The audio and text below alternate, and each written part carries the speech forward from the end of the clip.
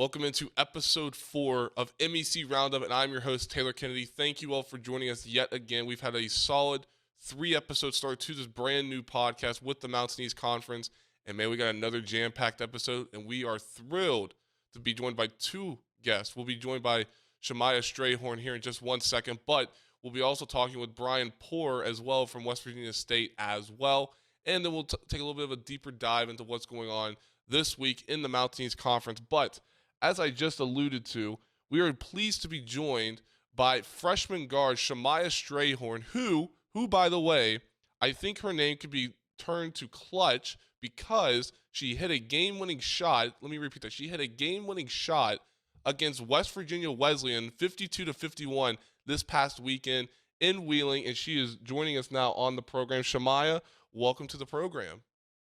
Well, thank you for having me. I really appreciate it. So let's just dive right in immediately. Let's talk about last week's game. Let's start here actually. Before you stepped on the Wheeling, had you hit a game-winning shot prior to last Saturday? I have not. That was my first ever game winner. Okay, so we can go down a bunch of different directions, and we're going to go down to some of them, but let's go here. What was your immediate reaction? I know sometimes you get you either do the Kobe fist pump or you jump up in the air like Michael Jordan, or you just go berserk at some point, or you pull a Jalen Suggs and you go up on the scores table. What was your immediate reaction? My immediate reaction, I had to look towards my team. I had to look towards our bench because they were hyped all game, and I was just like, dang, this cannot be real right now. I had to look at the shot again. I'm like, hold up, I did not just do that. And then I ran over to our boys' sideline. I hyped him up. I was like, okay, now let's get this win. Let's get this other win. It was just crazy how it happened, though.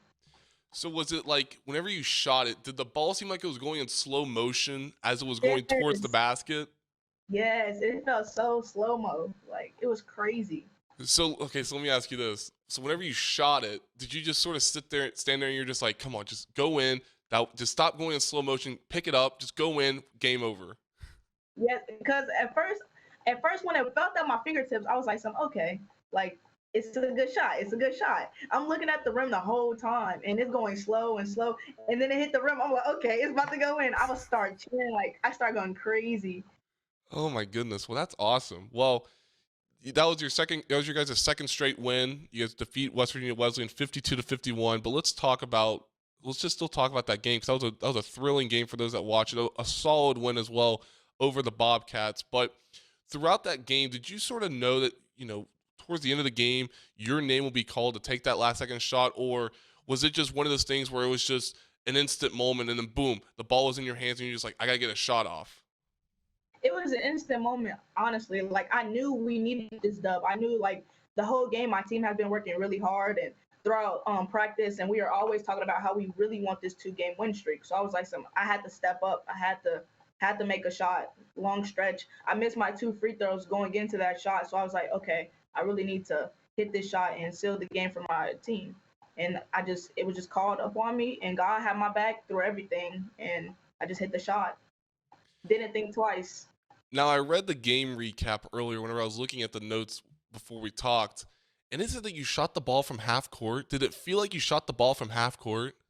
It did not. It did not. I thought it was a regular 3 at the moment. Man, I guess now you're just gonna be called long range Shamaya, it seems like.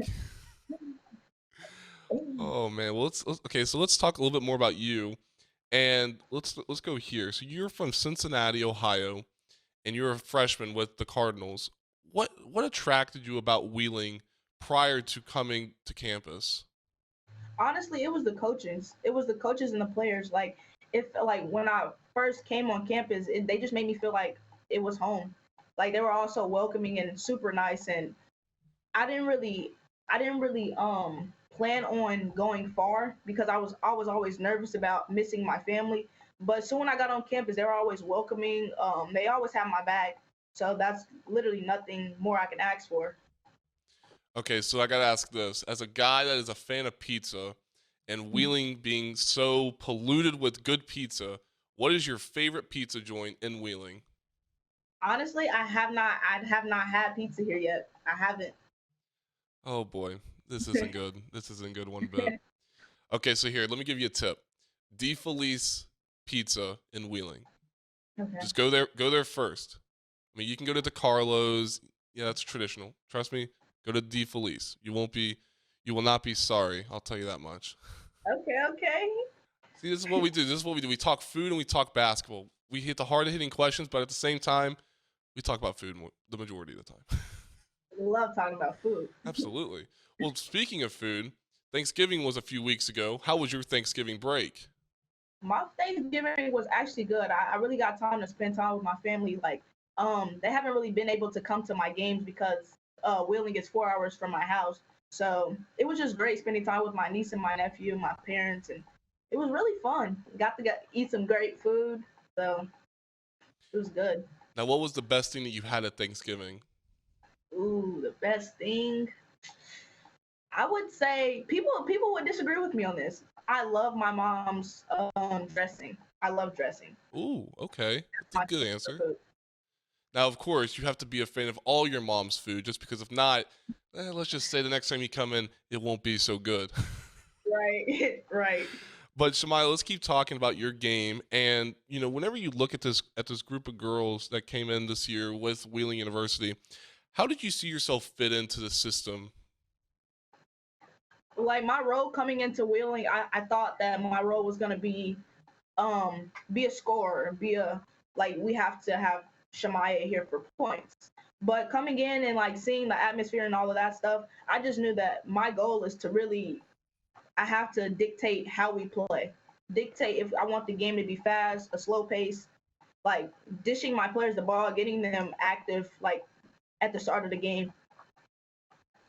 Okay, so cool. So let's talk about that first interaction or first conversation, I should say, between you and Matt Schmitz. What was that like for you whenever you first met him? And then what was your ultimate takeaway from that first interaction with him?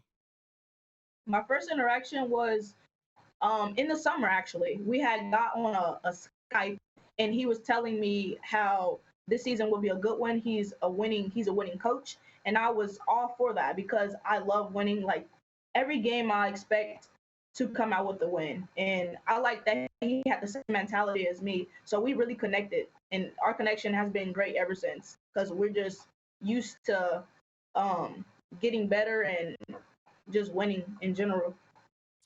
Okay, so let's talk about where you came from in Cincinnati. You came from an academy called St. Ursula Academy. How did you see your time there at St. Ursula prepare you for this next stage in your basketball journey coming to Wheeling? At St. Ursula, they really prided themselves on making sure that we were ready for the next level. So I had to take like a lot of college course classes to prepare me academically and sports wise. My high school coaches were always on me about, okay, you have to be consistent with this, you have to be consistent with that. So I always stayed after in the gym, got extra reps up when everybody else left the gym. I always got extra reps up, and just I really stayed on my academics at the school just to prepare for the college level. So I feel like St. Ursula shaped me to be a better person academically and athletically. And then let's a few more, and let's go here. So, how would you, for people that don't know about your game, how would you personally describe your game, and how do you, and again, talking about how you're fitting in, how would you personally describe your game for people that have not seen you play yet? I'm a very fast playing player in general. I'm very fast. I like I like to have the game in my hands. I like to dictate how the other team can guard me. Like I would say that if you need a quick bucket, I'm your guy. I'm your person. I like to spread the ball a lot. I don't like to just um be a ball hog. I love to pass the ball. Get my teams great looks. I'm just a team player. And then lastly, Shemaya, when you look at your game and, obviously you're going to have to come up with another great performance following the game winner last Saturday, but how do you see yourself or how do you see your game excelling and improving throughout the rest of the season? And where would you want that to occur? Honestly, I've been talking to coach and basically just telling them that, yeah, I think my game is pretty decent right now, but it can always get better. I can get better with my jump shot and just finishing through contact around the rim. Um, it's just a lot still that I need to work on, but right now I'm off to a good pace. So as long as I can keep this up throughout the season, I think the season should be great. Yeah, again, you're off to a great start. 10 points, 4 assists, 4 rebounds, 2 steals. So, yeah, congratulations on such a successful start. Congrats on the big shot, and we look forward to seeing what you all do the rest of the season, especially how you can perform this next game. So, you got to top it. I will, sir. I will, yes, sir. Well, Shamaya, thank you for your time, and good luck this season. We will talk soon. Thank you. I appreciate you for having me. Absolutely. Thank you.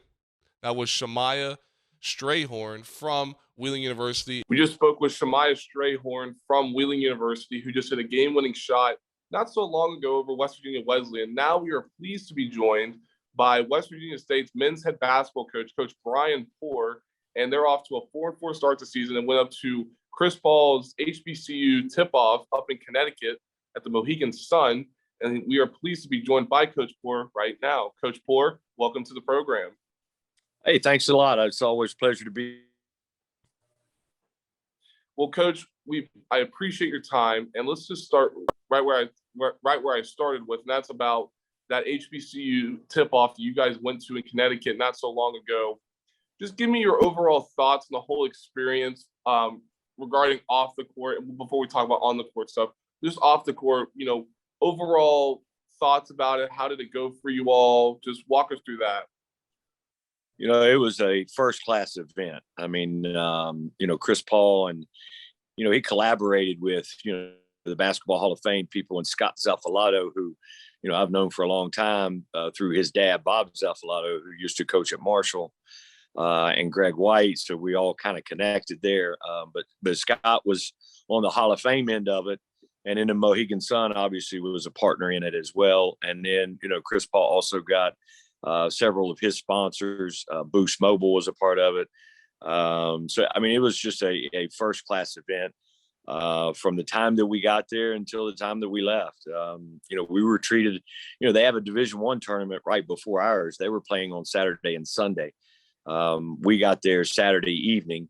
And so, we were treated just like they were. All the meals were in the Mohegan Sun, prepared for us, buffet style.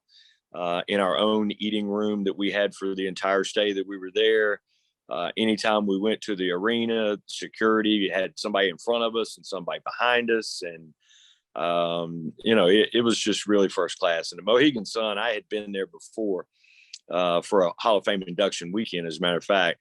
So I knew what kind of facility it was. And, the guys really enjoyed it. We got to spend a day, too, to go up to the Basketball Hall of Fame on Sunday. And we spent probably 2 or 3 hours up there, just, kind of milling around, looking around and at everything. And so it was just an awesome, awesome experience. What was some general thoughts that you heard from your guys? I mean, this was a unique experience for everybody outside of the coaching staff, but just for the student athletes in general. What were you hearing from them after you guys got back into West Virginia? Yeah, from really, I mean, and I told him about the Mohegan Sun and how it is.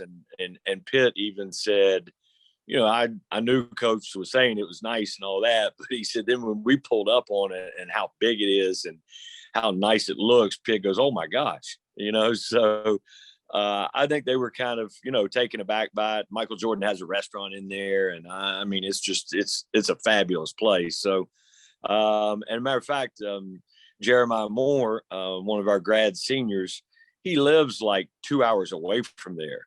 And so he said he had never been there before, but he said he's definitely going back. So they really, really enjoyed their time there. Okay, so let's talk about on the court thoughts. You guys split both the games. Just walk me through what you saw from your team in both those games. I mean, you guys played some really good competition up there in Connecticut. Just what do you think? Where do you see your team need to grow following those win and loss? Just walk me through that. Yeah, we didn't shoot the ball very well, and have been struggling shooting the ball. Matter of fact, this year, and that kind of is odd to me because I think we got some guys who can make shots. So, hopefully we'll settle in. But up there, we definitely did not. I mean, we were shooting in the low 20s from three and maybe mid 30s from the field. And it's really difficult to win when you can't make shots. And so, that we definitely needed to improve upon. Both of those teams are bigger than we are, and really they play a different style. The CIAA is a different style of basketball than what the Mountain East is. I mean, the Mountain East is more transition, open court, athletic kind of players. The CIAA is a bigger, pounded down inside, physical type of teams. And, one of the things that I did suggest to Scott about halfway through the second half of the first game, they had Division I officials on there. And the D1 game is different than the Division II game. And so I walked down there and I said, just a suggestion, I would put D2 officials on this game because it was very, very physical, as Division I games are. And we just weren't really used to that. So, I think it made us a little bit tougher. And I was pleased to see, our guys bounce back the next day and pull out a win in the next game, which, they were really good too. So, to leave out of there with a split, obviously we wanted to win both, but to leave out of there with a split was good for us. In regards of recruiting, I know that recruiting could be occurring in different aspects of the game of basketball, or even just in athletics in general, but how do you see going to this event, participating in this event, and even winning a game in this event benefit you all as a coaching staff looking ahead in recruiting? Yeah, anytime you're on national TV and you've got that on your website that you played on ESPNU and all that good stuff, obviously that perk's going to help a good bit. And, that was the game that we won also. And I've had few people around town that was like, hey, man, I was flipping through the channel. You guys were on ESPN. So they weren't even aware of it. So, obviously, and being on a national stage like that, certainly can't hurt any. Okay, so I got to ask, you just mentioned ESPN. Was that your first time being on ESPN? At West Virginia State, yes.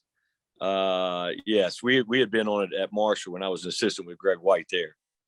Okay, cool. So, I want to ask you about this. So we've talked before, the two of us have, about Earl Lloyd and the impact that he has had on West Virginia State. And you guys obviously go up to this HBCU tip-off in Connecticut. Just walk me through, being an HBCU university here in West Virginia and representing all the prior African-American basketball players, including Earl Lloyd, and going up to this event, participating in this event and being successful in it. Yeah, and that's what I said, told our players, and even before the games. I mean, we really owed this to mainly Earl Lloyd, because Earl, being the first African American to play in the NBA, is really what I'm sure attracted Chris Paul to inviting West Virginia State University to the event. And then, of course, so Earl had all of his buddies. Bob Wilson, he told me all the time, Bob Wilson was the guy. And Bob played a couple of years in the NBA also. But, Earl just has the notation of being the first. And so, all of our former players, we owe it to them and what they went through, playing as an HBCU and not even being allowed to play white schools and those kinds of things. So, we proudly carry that banner and, of being an HBCU. And I always sell it in recruiting as well. And of course, use Earl Lloyd's name as much as possible. I don't doubt that one bit, Coach. But okay, so let's talk about this season. You guys are 4-4 this season, a couple of close losses. But give me your overall thoughts on the season so far. We've just talked about the HBCU stuff, but I want to get your general theme of what you're seeing so far. Where do you think your team needs to improve? Like I said at the beginning there, shooting. I mean, we've got to get to where we shoot the ball a little bit better and just kind of settle in offensively. We've got to get our depth a little bit better. Our bench has got to come in and play a little bit better for us. We've had 2 tough road losses last week. Concord by 2 in overtime and had the ball up 3 with, 25, 30 seconds left. End up turning it over, and then they hit a 3 to tie it. So, we had that one right there in our hands. And then at Fairmont, on Saturday, I mean, honestly, we were the best team for 35 minutes. And then, we couldn't hold on to it. In the last 5 minutes is when they, had an 11-0 run on us, I believe. We missed a couple inside shots and a couple free throws and missed some threes. So, for us, and they were number 9 in the country and one of the top teams in the league, and we beat them for 35 minutes. We just didn't finish it. So I'm kind of pleased where we're at. We do need to shoot the ball a little bit better. And we need, quite honestly, we need 2 of our guys, Ernest Jenkins and Bradley Lewis, to really just get their ring rust out. Neither one of those 2 guys have played in the last 2 years. And it's just a little bit different, playing pickup than it is playing in an organized, referee called game with defenses out there with schemes to stop you. And so, we got to settle those guys into their roles and get them playing a little more on a consistent basis. And I think we'll be good. It's a long season. Right now we're just trying to continue to kind of grow together and mold as a unit. Okay, so we'll get to your big 3 here in a second, but you just mentioned 2 guys that, again, you just said that they need to just get into the groove of things before actually, things start to improve for them. But, when you look at your depth, how do you go about improving depth? I know coaches approach it different ways, but I want to pick your brain with this. How do you personally go about improving depth? Yeah, you got to get those guys some valuable minutes, all right, and get them confidence, okay? And so you got to pick and choose, when and where you put guys in to get them some confidence. And you got to, be careful, if you're playing them with the right guys, and so it's kind of a tricky situation in what you're trying to do. And then, when you've got, like you say, our big 3, it's hard for me to take them out and sit them knowing what they're capable of doing. And when I'm trying to get, somebody else to get, started a little bit, but, so it's just kind of a thing that you just got to kind of massage through practice as well as games. Like yesterday in practice, I had Brad, he hadn't been starting lately, but I had Brad over with the starting unit playing some just to get him, kind of a little bit of confidence with that group. And it just takes time and experience. So as the season goes, I think, we'll get a little deeper. When you look at your bench, who do you look for to just take that next leap outside of the 2 guys that you just, you can reiterate the 2 that you had mentioned earlier, but when you look at your bench, who do you want to see just impress you more? That way they can get more minutes, they can see more time on the court. Yeah, those 2 are the main 2 that really need to, we want to really step up. And then Devon Perry is our point guard that comes off the bench, and we want him to be a little more consistent as well and guard a little bit better. So it's really those 3 guys. Abel Elias is a guy that's really just kind of stuck right now, and I've been telling my assistants, I've got to find minutes for him. He's only a freshman, but he can really shoot it. And so, I've got to find a way to wiggle him in there some to get him some minutes as well. And then lastly, when you look at your 3-headed dragon that obviously alluded to before, but Glenn Abram, Jeremiah Moore, and Pittman are your top 3 leading scorers in that order. They're the only 3 players to be scoring double digits for you this season. First off, what have you seen from them this season? And then in the second half of that question, where do you want to see them improve and just continue to get better at each game and each time on the court? Yeah, Glenn's struggling a little bit right now with the attention that he's getting defensively. And it really started up there at Connecticut. They were real physical with him and face guarding him everywhere he's going. And it was really difficult for him to get shots. And so people have seen that on film and they've followed that. And so, I'm trying to get Glenn to understand that, okay, you've got to trust your teammates and let them, do the scoring while they're doing that. And while they're face guarding you, you got to trust Noah Jordan and Pitt and Dwayne Jones. You got to trust those guys to make the team pay for basically taking you out of the game. And so once you allow that to happen, then they're going to say, okay, that doesn't work. So now we've got to play more of a traditional style of defense, and then you can get some looks. So Glenn's got to really kind of understand that and be a little more patient with his shot selections. And Jerry's Jerry. I mean, Jerry does what Jerry does. He's always going get him 8 or 10 rebounds and 12 or 14 points, and then Pitt puts a strike in every column. The one thing that we need Pitt to do is stay out of foul trouble. Now the other night at Fairmont we ended up losing, but he wasn't in foul trouble. But every other game that we've lost, Pitt's been in foul trouble, with at least 2 in the first half, and I think he fouled out a couple of games as well. So we need him to stay out of foul trouble. And Coach, I want to end on this note. You recently lost your father a few weeks ago. What was your relationship like with him, and just describe that bond between you and your father? I've had the full circle of relationships with him. He was my dad, my provider, and my giver, and my teacher, and my best man, and my best supporter, and became my best friend. And so it's really difficult to deal with. And he dies, and we have to play Concord the next night on the road, and that was one of his least favorite places to go. And because we always struggled up there. So it's been difficult. It's been a tough week to kind of get through it. But, unfortunately, death is a part of life. And so we knew this day was coming. Kind of caught me a little bit off guard. He wasn't doing super good. So, I wasn't completely off guard, but still you think you're ready for it. But then when it happens, it's tough. It's tough. But, he would want to be here, and he was planning on going to Hawaii with the team next week. He was ready to go.